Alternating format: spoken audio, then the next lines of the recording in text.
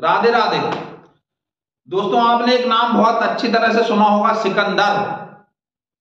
एक फ्रेज भी है, जो जीता वही सिकंदर। हालांकि ये फ्रेज गलत है। अब ये गलत क्यों है, ये मैं किसी और लंबे वीडियो में आपको बताऊंगा। अभी हम यहाँ थोड़ी सी चर्चा करते हैं सिकंदर के जीवन की। तो सिकंदर भाई जब विश्व विजय का संकल्प लेके, लक्ष्य लेके निकले, तो उनके गुरुजी ने कहा कि ऐसा करो सिकंदर भाई, पहले तुम धर्म विजय को कर लो, धर्म को विजय कर लो। पहले तुम अपने मन पे विजय प्राप्त कर लो। पहले तुम उस तत्व को, उस ईश्वर को जान लो, उसको पालो, जिसको जानने, जिसको पाने के बाद में कुछ और पाना, जानना, जीतना शेष नहीं रहता। अब सिकंदर तो सवार थे घोड़े पे अहंकार के, कि मैं ही हूं, मैं ही हूं, मैं ही हूं।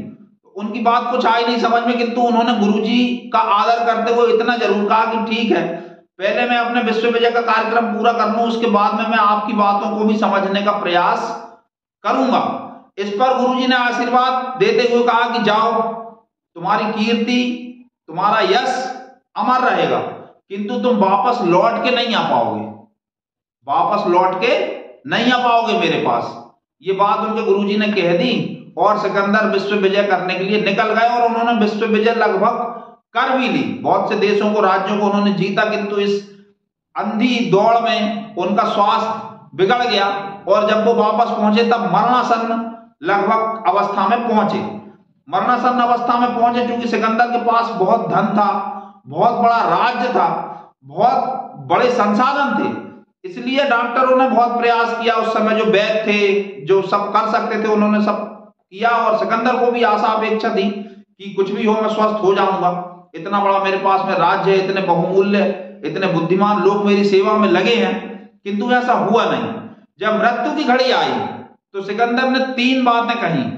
ये 3 बातें हम में से प्रत्येक मनुष्य को याद रखना चाहिए, याद करना चाहिए, इनको प्रतिदिन याद करना चाहिए। पहली बात सिकंदर ने कही कि जब मैं जाऊं, मेरी अर्थी निकले, तो पूरी राजधानी में मेरी अर्थी को घुमाना, और एक बात याद रखना कि मेरे पूरे शरीर को भलाई ढक देना, किंतु मेरी हथेलियों को मेरी अर्थी से बाहर निकाल देना, जो इस तरह से खुली हुई हूं। एक। दूसरी बात उसने कहा कि जितने भी डॉक्टर हैं वो सब मेरी लाश के पीछे चलेंगे। 2। तीसरी बात उसने कही कि जो भी मैंने प्राप्त किया है, लूटा है, कमाया है, दूसरे देशों से मैं छीन के लाया हूं, हीरा, मोती, लाल, जवाहर, बहुमूल्य रत्न, ये सब मेरी चिता के ऊपर, लाश के ऊपर से फेंके जाएंगे। बुद्धिमान मंत्रियों ने पूछा कि महाराज, जो आपने कहा है, आपकी पूरी आज्ञा का अक्षरशः पालन किया जाएगा, किंतु ऐसा क्यों? इस पर सिकंदर ने कहा कि मेरी लाश के हाथ खाली इसलिए रखना जिससे लोग उनको देख के ये समझ जाएं कि विश्व विजेता सिकंदर भी अपने साथ एक सुई भी नहीं ले जा सका, एक सुई भी सिकंदर अपने साथ नहीं ले जा सका, नंबर 1। नंबर 2, पीछे डॉक्टरों की फौज इसलिए चलेगी कि इतने सब डॉक्टर साथ में चल थे सिकंदर की सेवा के लिए, किंतु वो एक सांस भी उसकी बढ़ा नहीं सके। जिस क्षण उसकी मृत्यु आना थी, आई, होना थी, हुई, और सिकंदर इस संसार से चला गया। तीसरी बात, ये बहुमूल्य रत्न सिकंदर के जाने के बाद में कोई काम के नहीं, ये उसकी एक सांस भी ना बढ़ा सके। इससे कम से कम मैं तो नहीं चेता, किंतु हो सकता है कि कोई और चेत जाए और जीवन में जो कार्य वास्तव में करना चाहिए वो कर पाए। तो कैसी लगी सिकंदर की ये कहानी आपको? कृपया हमारे कमेंट बॉक्स में अवश्य बताएं और हमारे चैनल को लाइक और सब्सक्राइब करना बिल्कुल भी ना भूलें।